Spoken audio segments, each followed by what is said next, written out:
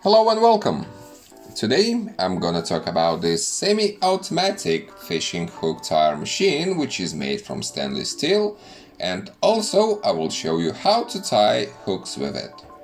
When you master it, the process is quite easy and will take you less than a minute, and if you would like to have a look at the price, I'll put the links in the description.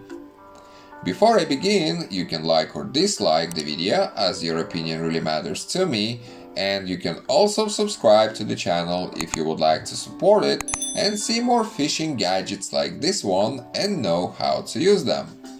I publish my videos twice a week, on Mondays and Thursdays. The length of this gadget is only 4 inches or 103 millimeters, and the width is 1.7 inches or 45 millimeters. It is pretty light and compact and will fit in any tackle box, of course if it isn't too small. We've got 3 spool boards, the first one, the second one and the third one. I've actually marked them, as you can see, so that when I'll show you how to tie hooks with this gadget, you wouldn't be confused. It also has a clamp plate with this metal part which holds the line when you tie hooks, and a back screw to tighten hooks when you put them into the slot here. This handle allows you to spin the clamp plate when tying hooks. There isn't anything else to tell about this tool, so I'll just show you how to operate it, and as an example, I'll take this hook here. Before you start, make sure that this metal part is set to the position towards the handle. Place the hook into this slot here and tighten it with the back screw.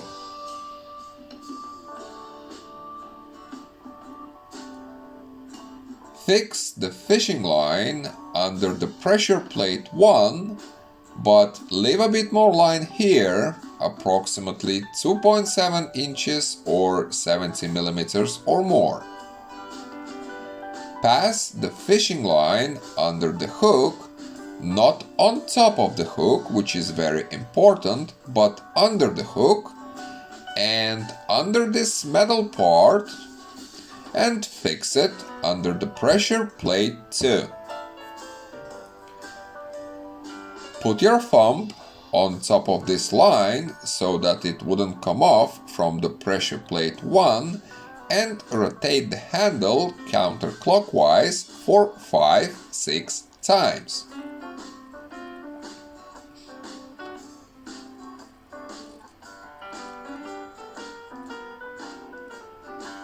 Remove the fishing line from the pressure plate 1 and clamp it under the pressure plate 3. Move this metal part to the opposite way to release the line.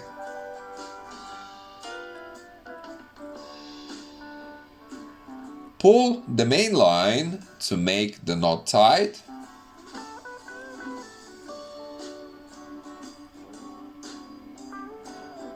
Remove the line from the pressure plate 3 and release the hook. The only thing that is left is to cut unnecessary line.